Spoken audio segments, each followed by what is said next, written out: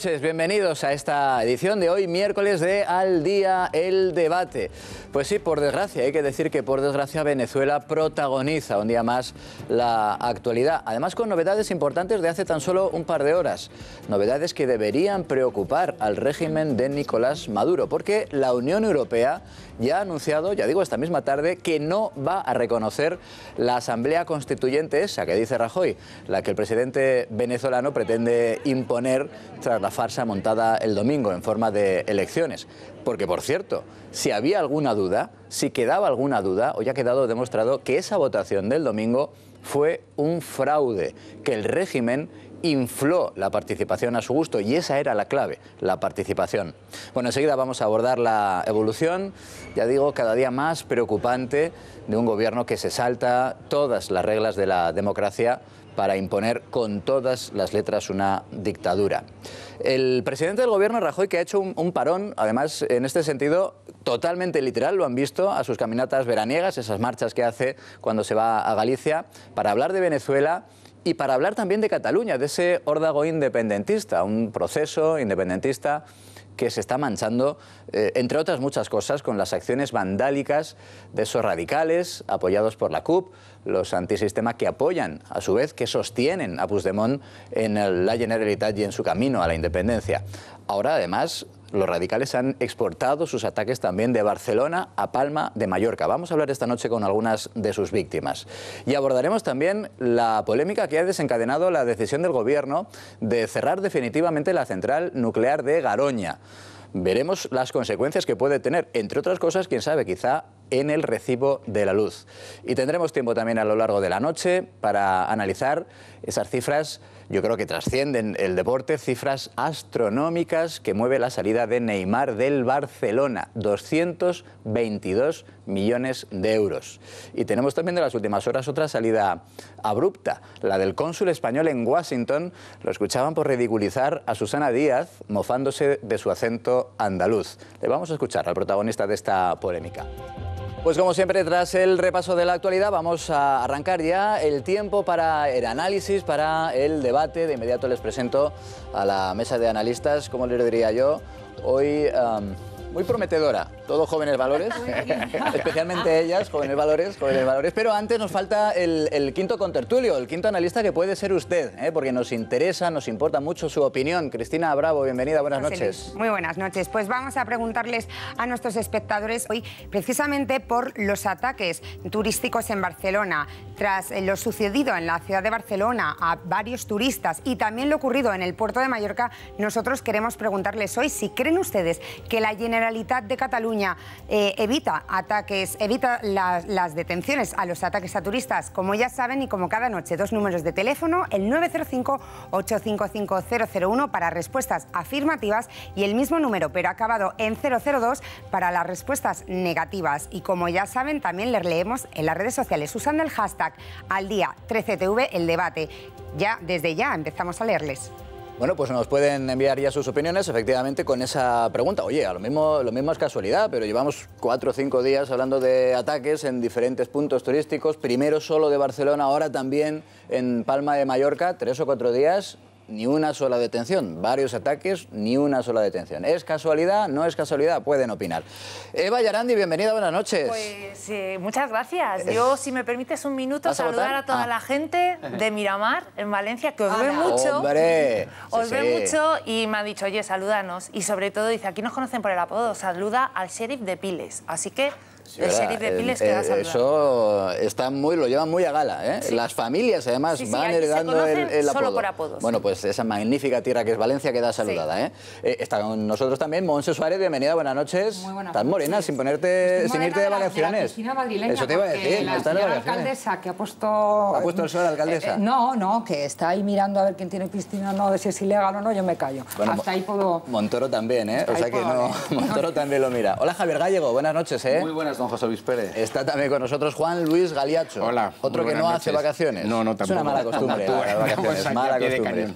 Y está también con nosotros, nos acompaña esta noche, en este inicio del programa, José Vicente Carrasquero. Él es profesor en Ciencias Políticas y le hemos invitado, bienvenido, buenas noches. Gracias por la invitación. Para que nos ayude a explicar si es que tiene alguna explicación lo que se está viviendo en Venezuela, con ese camino ya sin ninguna careta del régimen de Maduro hacia la dictadura. De hecho, lo comentábamos hace unos minutos, hay noticia importante de esta misma tarde, de hace apenas un par de horas, porque la Unión Europea ha reconocido, ha anunciado que no va a dar por válidos los resultados de la Asamblea Constituyente, de la votación de este domingo. Vamos antes de nada a conocer los detalles de esa decisión que ha tomado el Gobierno europeo, que se ha tomado en Bruselas, así que para conocerlo lo mejor que podemos hacer es acercarnos hasta allí, hasta Bruselas. Creo que podemos saludar a José Luis Concejero, que es el corresponsal de la cadena COPE allí en Bruselas. José Luis, buenas noches. ¿Qué tal, José Luis? Siempre un placer. Muy buenas noches. Bueno, la verdad es que lo de la Unión Europea, esto es muy propio de la diplomacia europea, da una de cal y otra de arena, porque es cierto que dicen no vamos a reconocer los resultados de la Asamblea Constituyente esa, que es como la denomina Rajoy, no vamos a reconocer la Constituyente, pero tampoco anuncia ningún tipo de medida en contra de las tropelías de Maduro, ¿no? Sí, y además algunos, José Luis, le han acusado a la Unión Europea de que ha sido un poquito tibia, porque recordemos, las elecciones a la Asamblea Constituyente se celebraron en Venezuela este pasado domingo y ha sido hoy por la tarde precisamente cuando por primera vez ha mostrado algo de contundencia. Y efectivamente, como decías, esa última hora pasa porque la Unión Europea no reconoce la Asamblea Constituyente recientemente elegida en Venezuela y es más, una de las cuestiones más importantes, si tenemos en cuenta el recorrido de los últimos meses, es que asegura que la respuesta va a ser mucho más contundente en los próximos días si el régimen de Nicolás Maduro no da marcha atrás. Precisamente en ese punto podríamos estar hablando de posibles sanciones. En cualquier caso, sí que es verdad que hoy todavía no se han anunciado. Algunas fuentes diplomáticas aseguran que podrían ir en la línea de lo que defiende el Gobierno de España, visados para miembros del Gobierno, quitar esos visados para miembros del Gobierno venezolano a países de la Unión Europea, también bloquear algunas cuentas bancarias.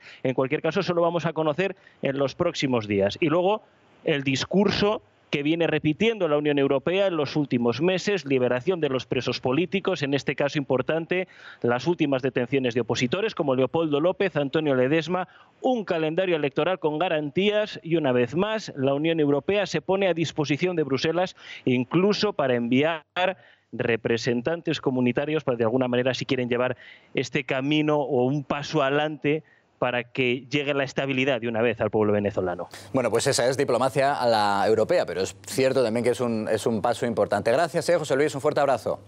Otro para ti, José Luis, cuídate mucho. ¿Sirve de algo este anuncio de la Unión Europea? Es importante, no digo que no lo es. Evidentemente, en términos diplomáticos es muy importante, pero en términos efectivos, prácticos, ¿tiene alguna utilidad? Poca eficacia, por no decir ninguna. Básicamente porque en Venezuela, y esta es la primera aclaratoria que hay que hacer, no estamos frente a un gobierno que diría que es un gobierno de políticos. En Venezuela lo que ha pasado, y esto yo lo digo por supuesto con mucha vergüenza, es que un cartel de delincuentes hizo una especie de takeover del gobierno venezolano. Y entre otras cosas, entonces, este cartel trata de gobernar el país, pero básicamente su función principal es el narcotráfico, su función principal es el tráfico de armas, el tráfico de gente. Es un país que lamentablemente se ha deteriorado de una forma espantosa en términos de lo que es la calidad de vida del venezolano y peor aún en términos de la atención que el gobierno le presta a la calidad de vida de los venezolanos. Anoche debatíamos, bueno, la verdad es que hay poco debate, pero debatíamos en torno a si el régimen de Maduro es o no una dictadura. Hombre, cuando una institución como la Unión Europea no reconoce el resultado de unas supuestas elecciones, que hoy también se ha demostrado que fueron fraudulentas y que la participación estuvo hinchada, es un indicio más, y además un indicio importante, de que estamos ante una dictadura, Monse. Ante una dictadura con tintes comunistas, cuando se subvierte la Constitución y se convierte un sistema en ilegal, antidemocrático, donde no se reconocen los derechos humanos, que son los derechos, o sea, la vida y la libertad, son por ese orden los derechos fundamentales del individuo. Estamos ante un tirano, o sea, ante un auténtico tirano. Si tú has traído a colación lo del tema que lo han sacado ya al mundo, lo han sacado los medios de comunicación, la empresa Smartmatic, ¿no?, que es la empresa de gestión electoral de Venezuela, sí, que lleva trabajando en 2004, que ha dado ese giro porque en 2004, o sea, esta sociedad es hija de Chávez. Pero bueno, ha dado un giro, que eso es lo que a mí me alegra, si quieres remarcarlo, José Luis, hasta el punto de que ha dicho que efectivamente estaban inflados. O sea, el censo electoral con el ejercicio de derecho de sufragio activo, el anterior domingo, el pasado domingo, ha sido inflado. Es decir, que son en un millón de votantes, o sea, un millón de votantes. Se han inventado un millón de votantes. Absolutamente ilegales. Y luego contestando si vale algo, yo estoy con vosotros. Vamos a ver, para que prospere una sanción tiene que haber una unanimidad. Grecia y Portugal están muy reticentes sobre todo a sanciones de carácter personal, cual puede ser el bloqueo de saldos en cuentas en Europa de los dirigentes venezolanos, o cual puede ser la retirada de visados, es decir, la prohibición de la entrada en territorio nacional o en territorio de la zona Schengen, ¿no? O de la zona de la Unión Europea. Por tanto, también lo sabe él desde Washington y desde Estados Unidos. ¿Por qué Estados Unidos no sanciona el sector petrolero de Venezuela, que es donde le puede hacer daño? ¿Por qué no limita esa salida de petróleo? Porque es el primer comprador y porque esto puede beneficiar a China y puede beneficiar a Rusia. Hombre, es que hemos creado un monstruo. Pero y los que le están padeciendo son los venezolanos. Sí, la cantidad de mensajes que estamos recibiendo de venezolanos que dicen: es que nos están matando, por favor, que la comunidad internacional nos ayude. Sí, mira, vamos a ver, yo creo que con las sanciones hay que ser muy, muy cuidadoso, porque por supuesto lo que no se puede es aún machacar más al pueblo venezolano. Es decir, cualquier tipo de sanción que pudiera repercutir en la economía de Venezuela creo que podría ser muy negativo para el tema de los para el propio pueblo. Evidentemente, como tú decías, estas sanciones a nivel individual tienen más carácter simbólico que luego la repercusión que puedan tener. Pero yo creo que aquí se están dando, yo creo que la solución puede venir, y si no, rectifícame si me equivoco, por dos vías. Por un lado está el ejército, que yo creo que se debería pronunciar de una vez y decir si apoya la Constitución o no la apoya. Que está con Maduro 100%. Sí, pero las creo que Armadas de Venezuela me consta porque además hemos tenido hemos tenido a otras personas que han venido también para hablarnos de la situación que viven allí, que empieza a haber divisiones dentro del ejército, pero es que además empieza a haber divisiones dentro del propio partido de Maduro. Es decir, hay exministros de Chávez que están en contra de este sistema que está creando Maduro.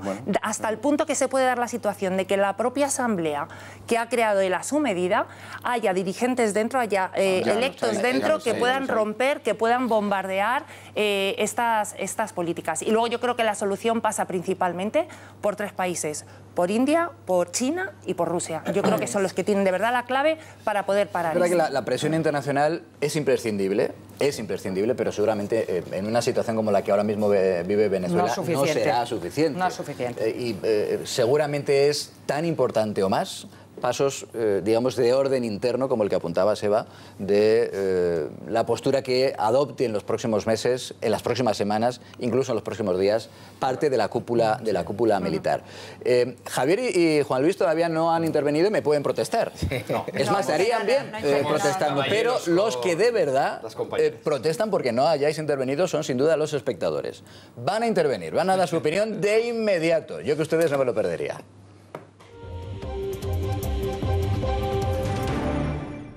Decíamos hace un momento que no han pasado ni 3 días desde esa farsa de las elecciones para convocar una asamblea constituyente en Venezuela. Ni 3 días.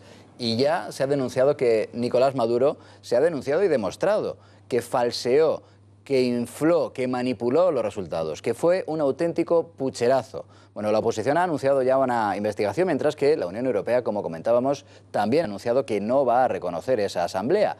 El régimen, entre tanto, sigue tomando represalias y masacrando a la oposición.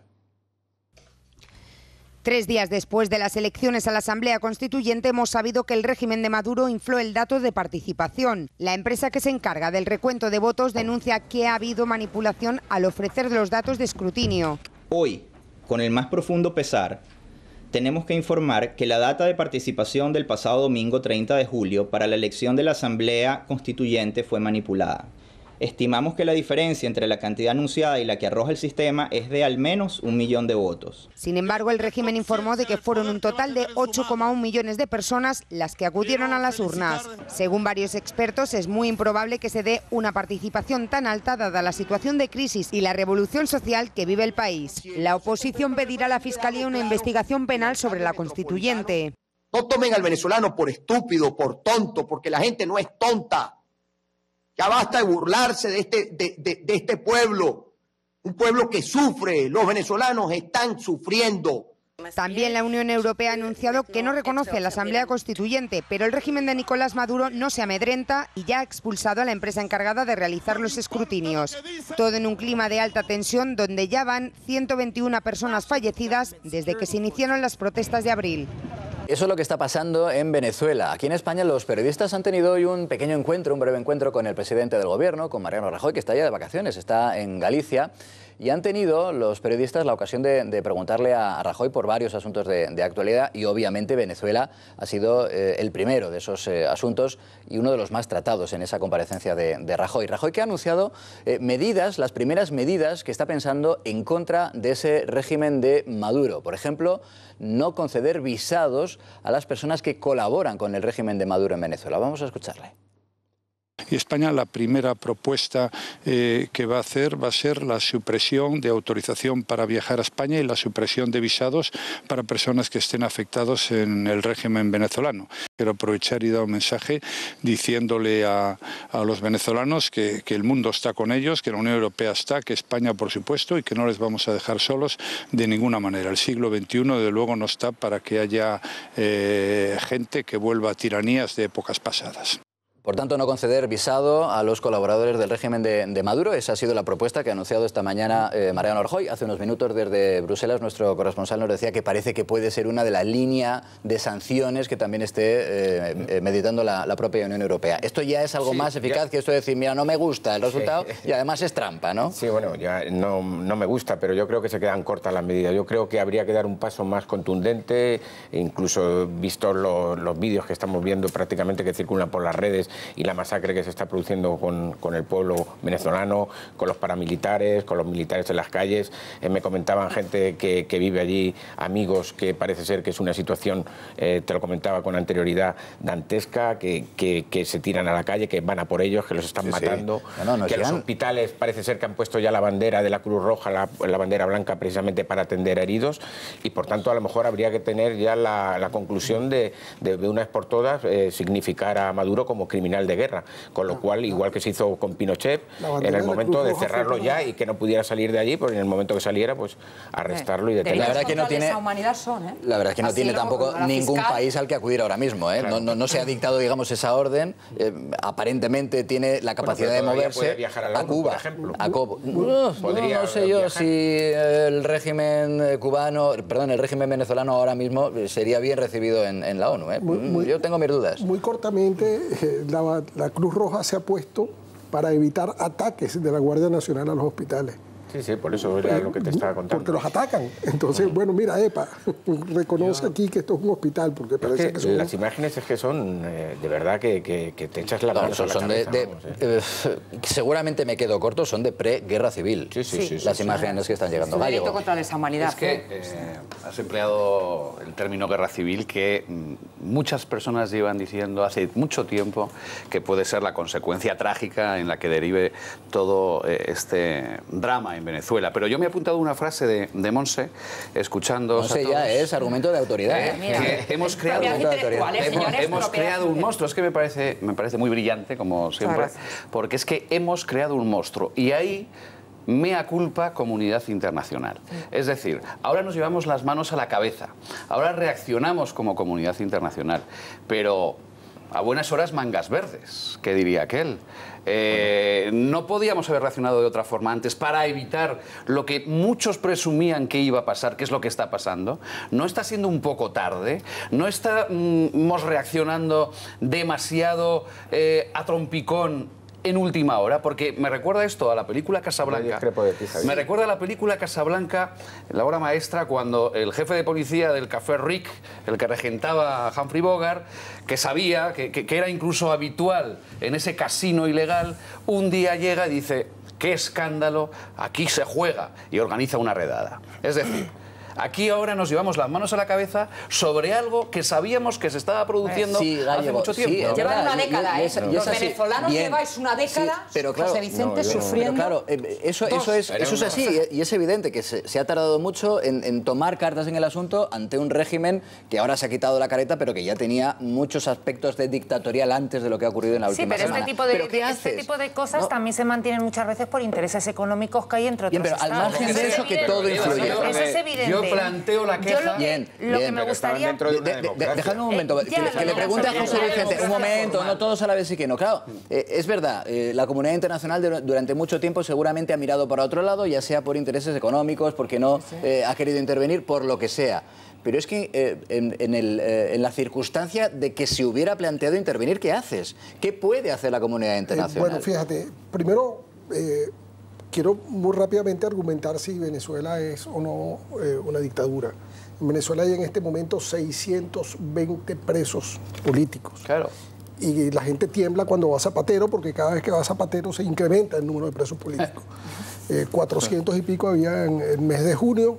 No tengo nada contra Zapatero, pero es un hecho concreto. Cada vez que Zapatero va, más presos políticos, 620. Uno de ellos es John Goycochea. John Goycochea, como su nombre puede hacer sospechar, es un ciudadano venezolano español que tiene una orden de liberación de un juez.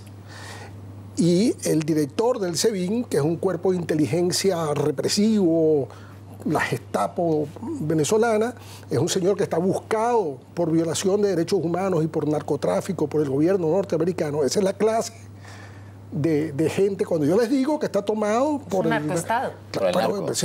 El presidente de la República tiene 2 sobrinos esperando condena en Estados Unidos por tráfico de drogas. Ese es el presidente.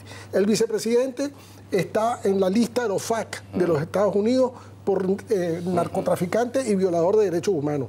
El ministro de Relaciones Interiores está en la lista de los FARC. El director del SEBIN está en la lista de los FARC. O sea, el cuerpo de gobierno represivo, el que ejerce, está todo en la lista de los FARC. Yo no estoy mintiendo cuando le digo que estamos frente a una figura donde el sueño de Pablo Escobar, por allá, a finales de los años 80, se hizo realidad en Venezuela. Cuando Pablo Escobar quería, con su poder económico, evitar que la Constitución se modificara de alguna manera y tratar de meter gente del narcotráfico en el gobierno, bueno, lo logró esta gente que tiene al narcotráfico gobernando. Y cuando tú tienes al narcotráfico gobernando, ese es tu refugio, tú no puedes salir de ahí. Y por eso es que me invento la constituyente.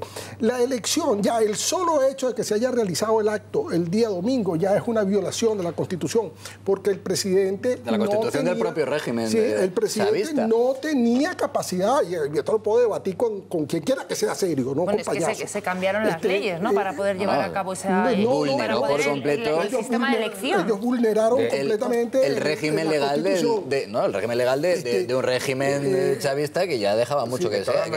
Maduro no puede convocar... Va habiendo ya flecos dentro y gente que se está yendo del lado de Maduro, porque por ejemplo hoy en la Asamblea ha habido 3 diputados que eran de Maduro que se han ido ya con la posición. Es decir, eso está muy bien, pero ¿qué es eso lo es que condición viene? humana, Juan Luis, cuando se ve que el barco empieza a ir a la deriva, pero es que decían que muchos empiezan también a saltar. Que ese podía ser el punto débil precisamente, que haya caído en la propia trampa y que desde dentro de la propia Asamblea se le propia dinamitar. Son muchas esperanzas tenéis en eso. Hablamos de 3 de 500, ¿no? Son 500 y pico. Bueno, pero a lo mejor empiezan a crecer. No, pero déjame explicarte una cosa que es muy importante. Ahí se escogieron 540 personas, creo que son. De esas 540 personas, el gobierno pone 300 y tantas. Las pone Maduro, él mismo. Hombre, claro. Entonces, su familia, sus amigos. ¿Quién es el que lo va a traicionar? Su mujer está, su sobrino, toda la familia. La esposa de Maduro, tía de los narcosobrinos, la tía directa de los narcosobrinos, son estos señores que están presos en Nueva York por narcotráfico, porque sacaban drogas por la rampa presidencial.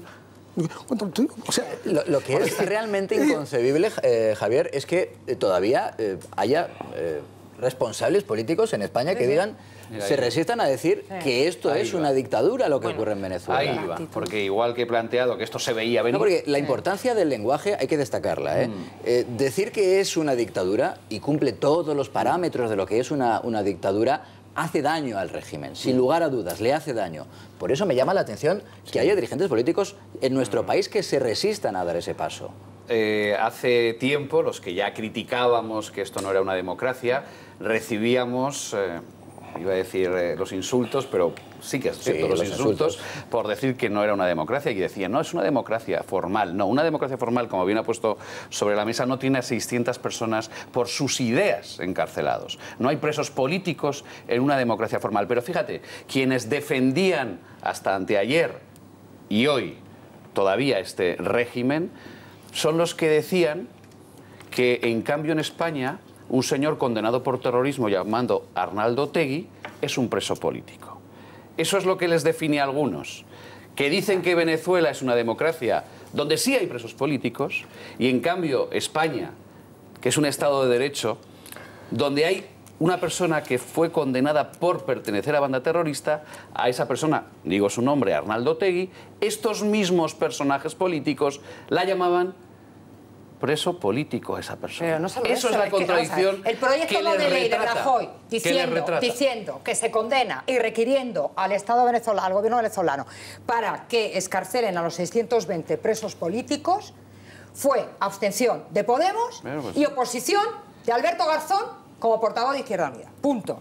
No tengo más que decir. La petición de que salgan de la cárcel presos políticos. Es que no es mi opinión. Estos son hechos objetivos. En ningún momento, es decir, la callada por respuesta es evidente. La callada por respuesta con respecto a todo lo que está pasando es evidente. Y el apoyo es evidente, cosa que es inconcebible por mucha gente que pertenece, sobre todo yo conozco a gente de Izquierda Unida que no puede entender la posición que ha tomado Alberto Garzón con respecto a este tema. Es impresionante. Sorprender no le sorprenderá, porque no se ha movido un milímetro de su postura inicial. Todos sabiendo todos a la vez que no. Sí, perdona, un apunte nada más. Cuando estamos dándole a todo esto, por supuesto estamos hablando del aspecto más político, no olvidemos que la gente en Venezuela se está muriendo de hambre. Es decir, estamos hablando de que en los hospitales de maternidad se ha incrementado en la maternidad un 60% la mortandad de los niños, la mortandad infantil. Por lo tanto, ya cuando aquí la gente sale a la calle, ya no es una cuestión ideológica de los que están en contra de de Maduro o no, es una cuestión de derechos humanos. Se están muriendo de hambre y yo creo que ante eso sí que la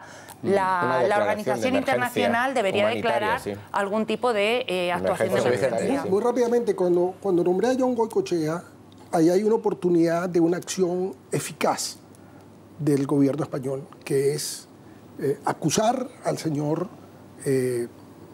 ahorita me acuerdo el nombre del tipo, González López, que es el director del SEBIN, acusarlo ante un tribunal de La Haya por tener a un ciudadano español preso con una orden de liberación. Pero o sea, el juez dijo, libérese al señor hace 6 meses. Una república bananera. Entonces, bueno, pero si los gobiernos quieren ser verdaderamente eficaces, serios en este tipo de cosas. Pero es cierto lo que dice, pero es que estamos hablando de un tipo, estamos hablando de un tipo que solo escucha a un pajarito que dice que le recuerda a Chávez. Es que eso perturba. Pero mira, otra medida eficaz. En Vigo hay una casa que pertenece al ministro de Relaciones Interiores, buscado por la UFAC, por tráfico de drogas, por violación de derechos humanos. Esa casa está ahí. ¿Y por qué la casa sigue estando en Vigo? Así como que nada. O sea, este señor puede montarse... un Estado de Derecho que es España. No, ni con eso. Porque la explicación que dio el presidente, que es que va a no dar visas. Los venezolanos no necesitan visas para venir a Venezuela. Claro, es que ese es el problema. Entonces, que no me vengan con tonterías, porque ya uno está muy viejo para esto, ¿no? En relación a lo que planteabas de retratar a líderes políticos que hasta hoy siguen apoyando este régimen autoritario, dictatorial, yo recomiendo otra vez a los espectadores que vean en YouTube la entrevista de Pablo Iglesias en Venezolana de Televisión. Dura 30 minutos. Que la vean, fue una entrevista de hace unos años. Una entrevista en la que, entre otras cosas, yo lo sigo teniendo apuntado, decía, en Europa, se roba la democracia a los ciudadanos, mientras en Venezuela se da la democracia a los ciudadanos. Esto decía y dice Pablo Iglesias. Hombre, no van a morder la mano que les da de comer. Esto retrata a algunos, igual que antes he dicho, lo que les retrata. Está bien recordarle la hemeroteca a nuestros No, que vean esa entrevista, porque yo la he visto hace pocos días, precisamente después. Y que lean que la antesala de Podemos, es decir, CEPS, la pasta que se le ha dado desde Venezuela. Por eso, fíjate, que recuerden nuestros oyentes. Desde la izquierda, desde sectores de Izquierda Unida, y tiene razón Eva en sugerir esto, no se entiende la postura de Alberto Garzón, que está en Podemos. O sea, Alberto Garzón ya no es Izquierda Unida, es Podemos. Exactamente. Pero sí que es verdad que hay personas de izquierda, en este sentido bien intencionadas, que no entienden cómo los dirigentes de Podemos siguen en esta deriva. ¿Por qué? Porque evidentemente, hombre, cuando alguien te ha ayudado económicamente, no es muy fácil criticar a quien te ha dado, entre comillas, de comer, porque a lo mejor te pueden sacar las vergüenzas. Por eso, ya veréis cómo va a tardar mucho y no se va a producir ninguna crítica real de Podemos en esta deriva. ¿Por qué? Porque evidentemente están cogidos. Cuando alguien te ha ayudado económicamente, como se ha demostrado, no tienes capacidad de crítica porque te pueden sacar las vergüenzas. ¿Y qué puede pasar, José Vicente, en las próximas horas, en los próximos días en Venezuela, estando la situación en el punto en el que se encuentra? Decíamos antes, las imágenes que estamos viendo, los mensajes que nos llegan de los venezolanos que están allí, pues por desgracia se asemejan mucho a un estado de preguerra civil. ¿Qué puede ocurrir en las próximas semanas? La conflictividad va a aumentar a niveles... nunca ya está, una de las primeras cosas que promete el señor Maduro, que por cierto, yo no sé qué pinta él en la Asamblea Nacional, él va a juramentar mañana en la Asamblea Nacional, una asamblea de la cual él no es miembro, y además que es una asamblea que lo puede remover del cargo. Pero bueno, yo prefiero hablar de la usurpación del poder, de este cuerpo usurpador del poder, básicamente porque no tiene legitimidad alguna. No, claro, es que eso hay que explicarlo. Bueno, pero lo que quiere derrumbar es un parlamento elegido por las urnas, en el que los venezolanos le dijeron a Maduro que se largara, que se fuera a su casa. La oposición ganó por una mayoría abrumadora esas elecciones. Eso es lo primero. Como lo perdió, él se lo quiere quitar de en medio por las bravas. Eso es lo primero que, y es lo que va a pasar mañana. Pero además, no solamente eso, sino que le quiere quitar el lugar donde sesiona la Asamblea Nacional. O sea que esto es matar de cuajo a la representación, a la verdadera representación popular y legítima. Es decir, cuando dice no nos vamos a mover de aquí, vamos a intentar no ir a la cárcel, es lo que va a hacer la oposición. Si sabe ¿qué actuaciones va a realizar aparte? ¿Qué va a hacer la delincuentocracia venezolana? Ellos van a sacar un decreto constituyente que suspende a la Asamblea Nacional y que le hace que los diputados dejen de tener inmunidad parlamentaria. Pues a la cárcel. Y al minuto siguiente a la cárcel. Y entonces, de 620 presos políticos vamos a pasar a 820 presos políticos. Porque, bueno, mucha de esta gente se va a resistir, mucha de esta gente... Fíjense, en el momento que nosotros estamos hablando, hay 2 jueces juramentados por la Asamblea Nacional que están refugiados en la casa del embajador de Chile en Venezuela. Eso es lo que está pasando en Venezuela. En Venezuela, un ciudadano común, mire, usted va caminando por la calle y el policía, estos del SEBIN, estos delincuentes que tienen, le dice, deme acá el móvil, desactive el móvil, le empieza a revisarle el móvil y si él encuentra una foto aquí de cualquier cosa que a él no le gusta, le quita el móvil y lo mete dentro de un autobús para llevárselo preso. Eso está pasando en este momento en Venezuela. Pero esa represión que estás tú hablando, me cuentan, tú sabrás mejor también, que aparte es mucho más extensa fuera de lo que es Caracas, es decir, en los estados, en Mérida, etcétera, que nos estamos centrando donde no se ve, es decir, en Caracas la comunidad internacional no lo puede ver. Pero creo que los estados de Venezuela es terrible, vamos. Es una cuestión Mérida, donde... etcétera. Entonces, fíjense, ya que me preguntaron a mí cuál es mi opinión, hay un concepto que se llama la intervención humanitaria. Y en Venezuela hace falta una intervención humanitaria. Eso implica que haya una fuerza de ocupación que de alguna manera llegue a poner orden en Venezuela. Porque esto de hablar de la autodeterminación de los pueblos, cuando los que están gobernando es una banda de delincuentes, es una verdadera tontería. No hay posibilidad de autodeterminación de los pueblos porque estos señores no negocian con nadie. Ahí está el fracaso de Zapatero, un fracaso estruendoso, que por cierto se lo advertimos hace 2 años, que no se metiera en eso. Pero bueno, él insistió en meterse en eso y ahí chocó contra... Le gustan los charcos, le gustan los charcos. Entonces, buscaba pasar a la historia. Esto que está pasando en Venezuela requiere, y esto es un concepto nuevamente moderno, que es la intervención humanitaria, porque hay gente muriendo de hambre, hay niños muriendo de hambre, hay gente que no tiene medicinas. El diabético crónico no tiene medicinas para controlarse la diabetes. Hay personas que tienen riñones trasplantados porque no se pueden hacer las diálisis. La situación de Venezuela es de una precariedad absoluta. Creo, José Vicente, que estás hablando de intervención internacional más como deseo que como previsión, ¿no? No, yo creo que hay indicaciones en el ambiente que que apuntan a que Donald Trump puede tomar una medida de ese tipo. Donald Trump está ahorita controlando a Rusia en la cuestión de Lituania y Polonia. Le está diciendo a Rusia, epa, por aquí no te me vengas a meter. Donald Trump está muy preocupado por la instauración de un Estado comunista en Centroamérica que va a desestabilizar con toda seguridad la geopolítica. Es difícil, es verdad que Trump va a la suya, Trump va a la suya. Lo puede tomar una decisión esta noche mientras escribe un tuit. Podría hacerlo. Poner al ejército en marcha, pero parece difícil. Se parece mucho a Ronald Reagan.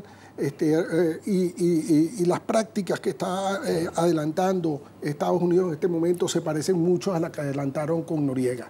Entonces, de hecho, anda por ahí un video rodando de una persona allegada al Departamento de Estado que da unas declaraciones que son esta guerra de quinta generación, donde dice nosotros somos capaces de tomar Venezuela en 72 horas, y yo definitivamente lo creo, porque los militares venezolanos están están cogidos porque los dejan explotar coltán, porque los dejan explotar petróleo. ¿Qué militar quiere soltar el gobierno si puede enriquecerse tan groseramente como para que el ministro de la Defensa tenga a sus hijos viviendo en Madrid? Son unos auténticos privilegiados. Con estatus de vida del jet set europeo. Eso es verdad. O sea, esto es una cuestión absolutamente comprobable. ¿Quién le ha preguntado?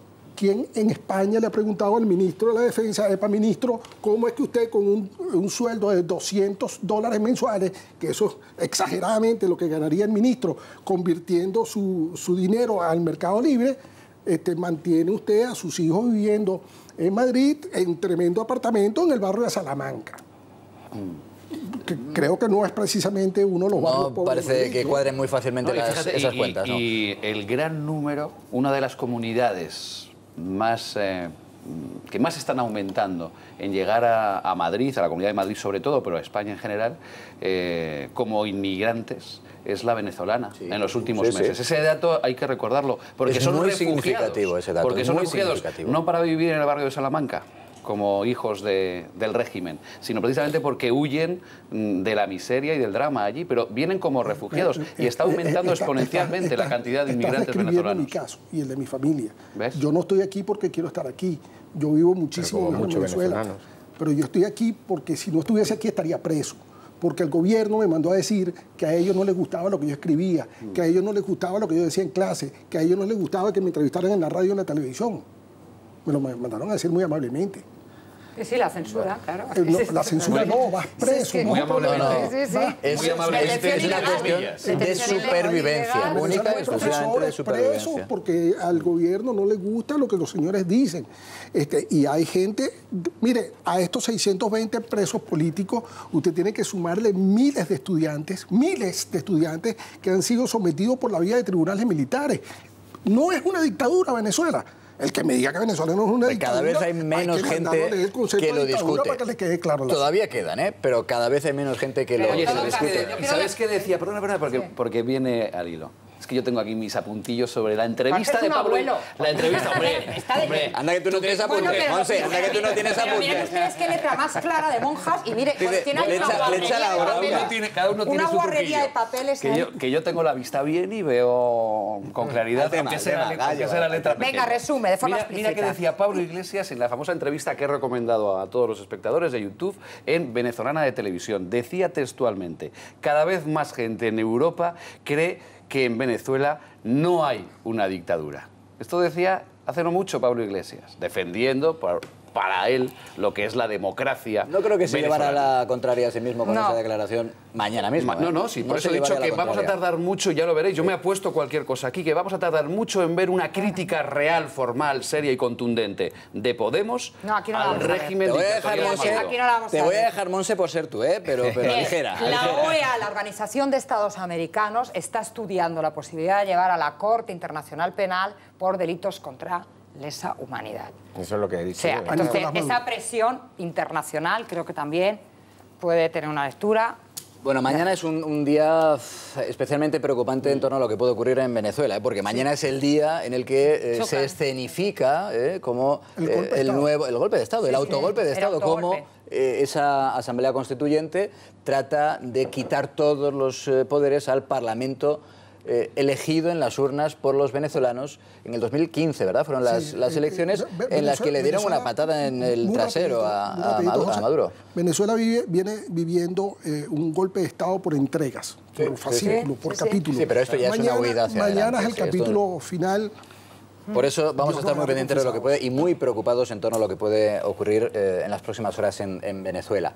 Hemos escuchado hace un momento a Mariano Rajoy, el presidente del Gobierno, hablar de esas medidas que de momento solo se anuncian en contra del régimen de Maduro, pero también esta mañana Rajoy ha hablado de Cataluña.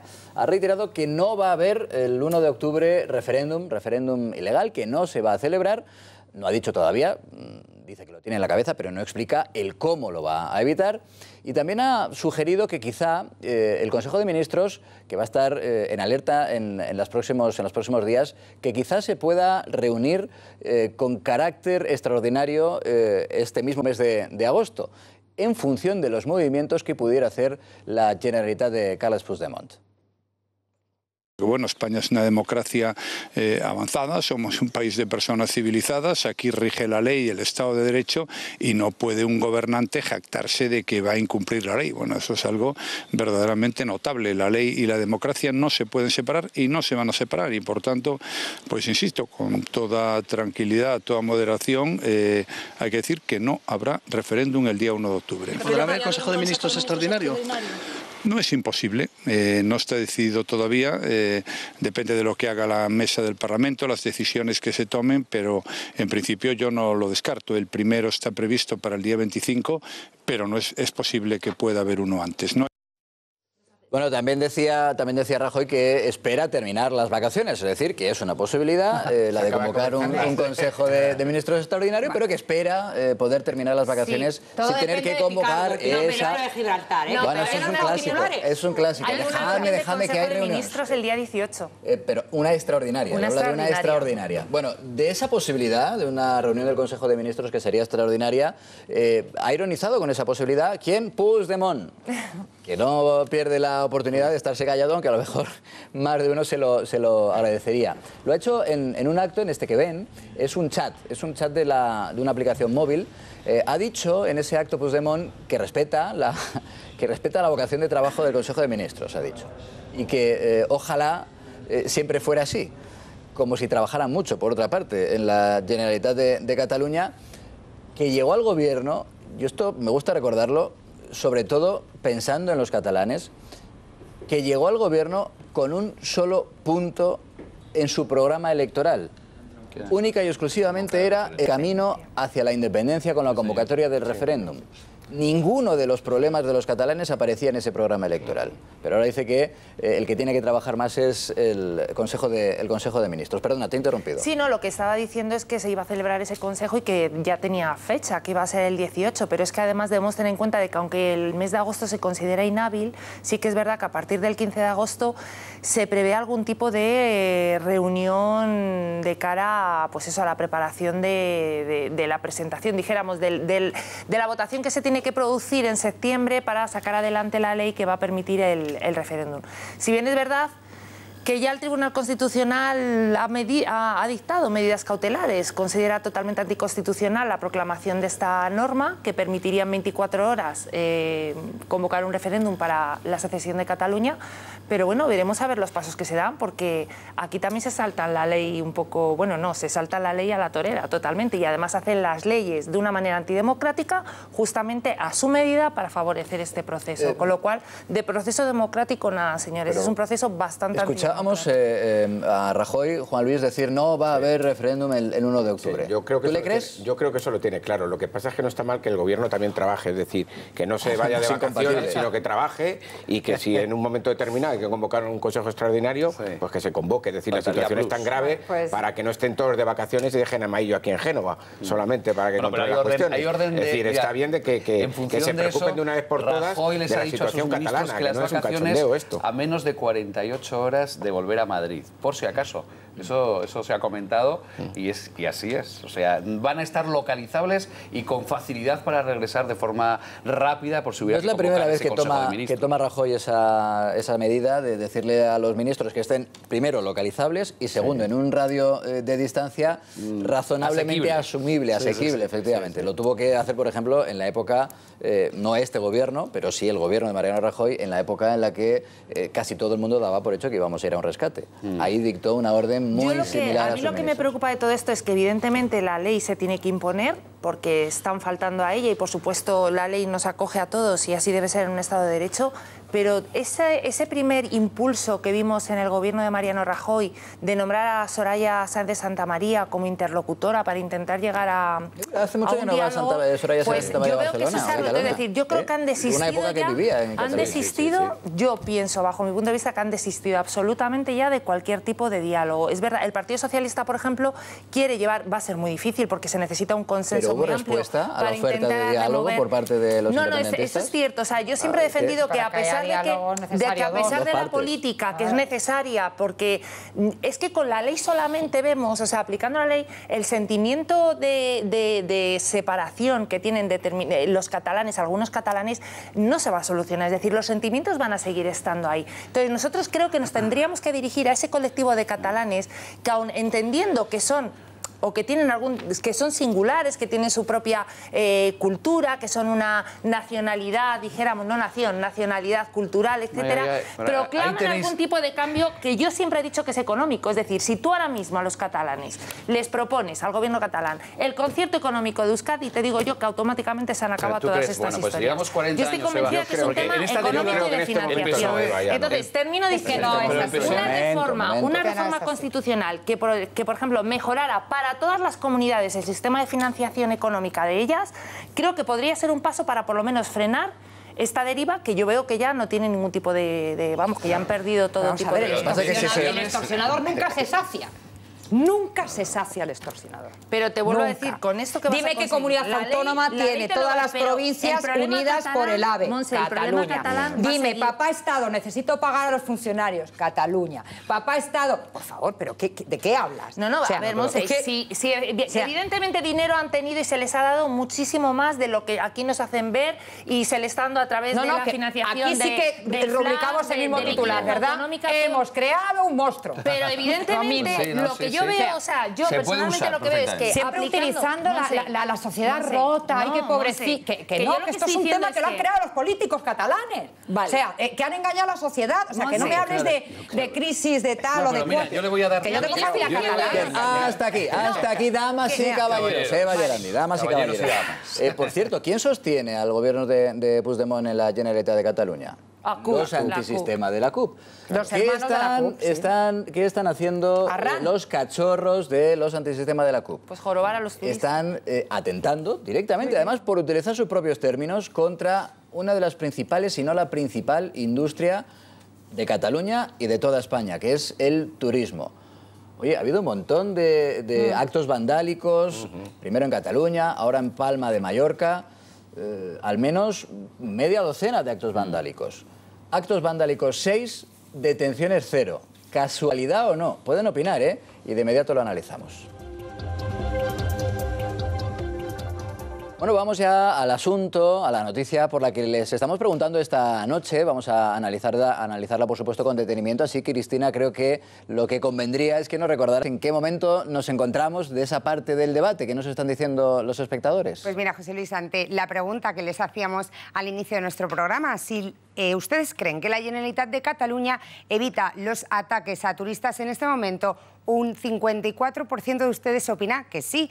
Y además tenemos que leerles un par de comentarios que nos han dejado en las redes sociales. Por ejemplo, Sebastián dice, ¿cómo van a evitar las detenciones si son sus propios votantes los que atacan al turismo? Y además, José Luis, sobre el tema de Venezuela, que estamos debatiendo ahora, estábamos debatiéndolo, nos dice, por ejemplo, Miguel Ángel, que Venezuela es una dictadura desde la entrada del chavismo y que la ONU debería tomar medidas. Sigan ustedes escribiéndonos con nuestro hashtag al día el debate 13TV que estamos leyendo.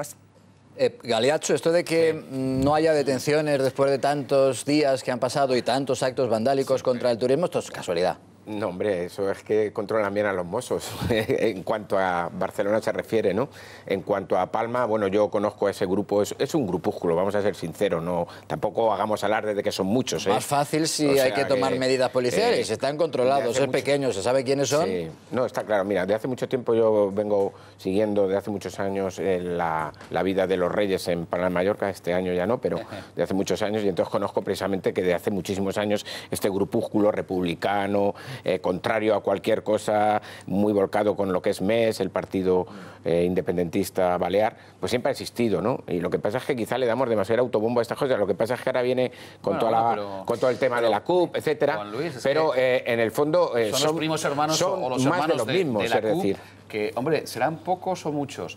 Yo creo que en Baleares en concreto no es el problema. Lo que pasa es que está tocando el sector económico el gobierno de Cataluña. Mandan y deciden en el gobierno de Cataluña. Que no es quizá la gravedad en este momento, claro, que quizá tengamos que decir X, pero su poder de decisión en este momento es mucho más amplio que su poder real electoral. El problema, Javier, es que el problema, Javier, es que ese grupúsculo que se ha existido ahora esté dominado precisamente por las fuerzas independentistas catalanas, ¿no? Que hagan de ellos quizá su eslabón, o es decir, como esa avanzadilla de ataque contra el turismo, que es el sector estratégico de las Baleares. Sí, pero vamos a ver, yo quiero aquí hacer, por supuesto, totalmente deleznable este tipo de ataques y además sancionables legalmente y todo. Pero yo creo que están actuando. Tal y como iba, será difícil el pero, ¿eh? Sí, pero. Sí, se debe hacer, se debe actuar. Hay un trasfondo que yo creo que no se debe omitir, que es el problema real que está habiendo en determinadas ciudades con el tema del turismo, que se está desplazando a la gente que vive allí porque se hace imposible estar en un restaurante y atacar allá. Claro, un momento. Es que no me queréis entender. A ver, por un lado está esta acción, por supuesto, totalmente deleznable, para nada admisible, pero es verdad que hay un trasfondo que no se quiere hablar de él, porque además se piensa que se quiere ir contra el turismo, pero creo que hay que ir en busca de... Vamos a hacer un momento. En determinadas ciudades se está dando un turismo insostenible y que por lo tanto creo que hay que modificar y hay que establecer mecanismos. Vamos a hacer una cosa, vamos a ver, momento, claro, por eso digo, Eva, vamos a ver, vamos a hacer una cosa, un segundo, mira, vamos a ver, vamos a repasar las imágenes de algunos de esos actos vandálicos en Barcelona y el último en Palma de Mallorca. Y luego me dices, luego me explicas, Eva, con estos tipos que vamos a ver en la imagen, ya lo sé, ya lo sé y lo dejo muy claro, pero digo, con esta gente, con esos que tú crees que están planteando cualquier tipo de diálogo o de debate en torno a la situación del turismo en Cataluña o en Palma de Mallorca, por eso creo que estamos hablando de cosas distintas. En eso y no en el verdadero problema que puede existir en determinadas ciudades. Vamos a ver, Eva, estamos centrando la atención en eso. Mira, anoche aquí en el debate hablábamos con una empresaria de Cataluña, de una asociación de empresarios de Cataluña, y nos decía, no es que haya mucho autobombo, mucho bombo a este asunto en España, no, que eso está muy bien y es necesario. A nivel internacional. El problema es que nos está haciendo mucho daño porque los periódicos ingleses, que son los principales turistas o el mayor número de turistas que llega a Cataluña, se están cebando con este asunto porque está pasando. Totalmente, y porque el susto, si te toca estar en el autobús, que te bajen con cuchillos, se lo lleva el que lo ha tenido que sufrir. Y va a su pueblo, va a su país y lo cuenta. Por supuesto que sí. Y fíjate si caen en una incoherencia, fíjate si caen en una grave incoherencia, que la máxima dirigente de la CUP es propietaria de un hotel en el Val de Arán. O sea, que fíjate hasta qué punto es incoherente. Pero quiero dejar simplemente sobre la mesa la existencia de ese problema y que además cada vez se está poniendo más énfasis en él, porque realmente están pasando verdaderas... No, por supuesto que no. Por supuesto que no. Por supuesto que no. Pero yo creo que incluso confundes, Eva, el fondo de su reivindicación. Es decir, ellos no quieren plantear un debate abierto sobre si el exceso de turismo fíjate qué tipo de titulares, Javier, están escribiendo los periódicos ingleses. Turistas británicos en el autobús de Barcelona emboscados. Es The Times. Y como tú dices, el daño que hace a la marca España, oye, y que sigue siendo el turismo. Porque el debate ese tiene mucha lógica. ¿Qué tipo de turismo queremos? Oye, ¿no critican ellos tanto el turismo de masa, ese turismo muchas veces salvaje que en Palma de Mallorca a veces recala en ciertos reductos? Es más, si los lees, critican el turismo de élite, el turismo que es el turismo de calidad que mejor viene. Contra las clases sociales, porque su sistema es anticapitalista, ellos utilizan el turismo, utilizan el turismo para criticar. Termino ya, Monse. Utilizan el turismo. Que tú no hables, querida amiga, es muy complicado en cualquier tertulia. Pero utilizan el turismo como instrumento para otros fines, que son lo que son ellos, antisistema, anticapitalistas, radicales. Utilizan en este caso el turismo como podrían utilizar cualquier otra cosa. Pero lo que tú ahora la Montse auténtica, por favor. Es que nos olvidamos de quién es Arran. Arran lleva liando la parla desde 2012, que fue su presentación oficial. Es la hermana pequeña de la CUP. Cuando atentaron en marzo en la sede del PP en Barcelona, iban con diputadas catalanas de la CUP. Así de claro. Incluso creo que había uno de Esquerra, incluso. David, el que la lía, el que tira los zapatos y tal. Esta es Arran. Entonces, Arran, que es un movimiento feminista, antisistema, etcétera, entra en un restaurante en Palma de Mallorca a los yates, es decir, al capitalismo. Es decir, ataca el turismo internacional, que ese es el daño marca, el daño imagen, etcétera. Claro, porque además ahora están exportando esos actos vandálicos de Barcelona, de Cataluña, a Palma de Mallorca. Entonces, no se esconde, lo cuelgan en su página de Google. Es decir, que Arran tiene unos estatutos, es decir, que tiene unos dirigentes, es decir, que es que con el Código Penal en la mano no solo es los perroflautas, perdón, que se ponen las bragas para que no se les identifique, cobardes, que son unos cobardes. No, es que está el promotor, está el presidente de esa asociación, están los dirigentes, está la CUP. Y esto es así. Me parece más grave, José Luis, es mírale, qué bonito. Viendo ahora... ¿Tienes unas ganas de dialogar? ¿Tienes unas ganas de debatir en torno al programa turístico? Es decir, por parte de la policía ni por parte de las instituciones baleares se ha hecho ningún tipo de investigación de estas imágenes. Es decir, las conocemos ahora, que son del día 22 de julio, han pasado cerca de 10 días y las estamos conociendo. Porque lo han colgado ellos en YouTube. Un momento. Desórdenes públicos, ¿qué tipo de delitos podríamos estar viendo ahí? Desórdenes públicos, daños, por supuesto, al material. Pero vamos, eso ya, así de inicio y mirándolo. Han entrado en propiedad privada, porque Marco es propiedad privada. Es desconocimiento, pero Palma de Mallorca, yo podría entender que el gobierno de Cataluña no actuara, pero en el caso de Palma de Mallorca me llama la atención. ¿Puedes entender que no actúe el gobierno de Cataluña? ¿En serio?